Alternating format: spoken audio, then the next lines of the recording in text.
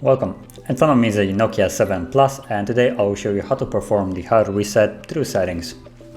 So to start off, we'll need to open up the settings app. Let's do that. From the settings, scroll all the way down into System, and then tap on Advanced, and you will now see Reset options. And at the bottom you have Reset All Data Factory Reset. So once you tap on it, you get a message what will remove, so you can read it to be aware. And then once you're ready, you can tap on Reset Phone, and then once more erase everything to begin the process. And now the device will shut off and then basically perform the hard reset. And once it's finished, you will be greeted by the Android setup screen, so just be patient.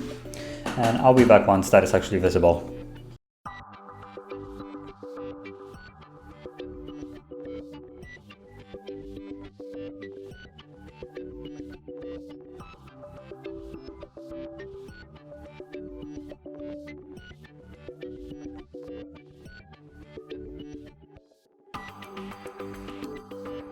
And as you can see, now the device is fully reset, and you can set it up as you like. So I'm just gonna go through it fairly quickly.